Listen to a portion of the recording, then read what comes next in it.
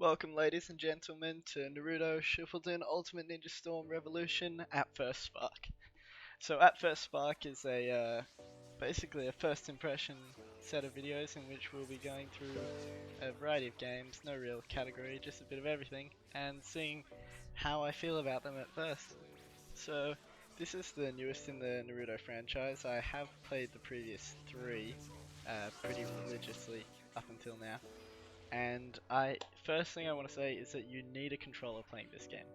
Playing this game with the PC previously in the Ninja Storm Revolution 3, I think it was, or just Ninja Storm 3, the on-screen prompts were made for the controller, and so they hadn't even exported it for PC. And so that made it very difficult, and it doesn't feel right on the PC using the keyboard and mouse. You're much better off using a controller, and you get the full feeling, you can play better, and everything just works. The game itself is great. The graphics look pretty, it's easy to get used to, it's easy to play. If you and your mates just want to screw around on it for a little bit, it's fine. But at the same time, it does have a level of competitivity. As you see here, we have within the character selection, there's three new ways of going, whether it's Ultimate Jutsu type, Awakening type, or the Drive type.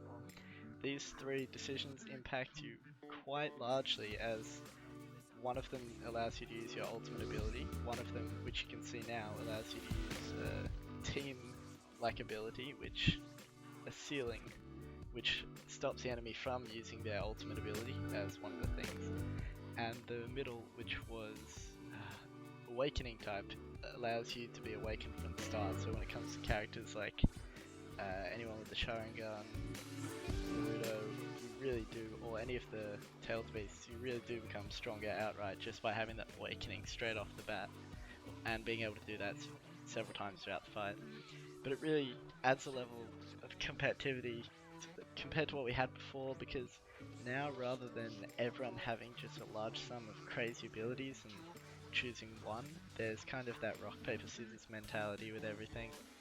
Whether it's the characters themselves, whether it's range, medium range, or close combat, as well as the new types, each have their own balancing. And so when you're playing against online people, it really does help to play against them several times and see what their style is. Because me personally, I find that I like using people such as Shisui, and who else? Anyone with the Rasengan is also good, because I usually find myself going for a substitute, which is a instant teleportation behind them, and then a quick attack, whereas some characters have about a 2-second delay on their attacks, and so teleporting behind them doesn't really do much when you've got that 2-second delay. So overall, I think it's a really good step in the right direction for the game.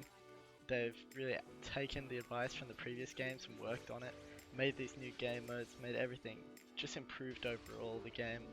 And although there is quite a large sum of reused content, they haven't just gone and reused it. If something was wrong, I feel like they've improved upon it, and so reusing the old content is perfectly acceptable in this situation.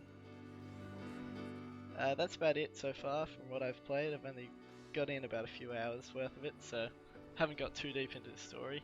The character, it is good in regards to the character unlocks, because previously what you had to do was unlock characters basically just by spamming hours of the game or completing the story, whereas this game doesn't have a story since it's a kind of a 0.5 type thing. And so instead of a story, you get mini stories, which allow you to unlock characters who I believe they're hoping to get you to unlock the characters that people want the most right away through the mini stories, and then the other characters can be unlocked through various means, whether it's just spamming as it was previously, or you can unlock them through this new tournament mode, which puts 4 people against each other and is very interesting. I would like to see it multiplayer, but AI wise it becomes very one-sided when it's 3 against 1, just because you have the most points.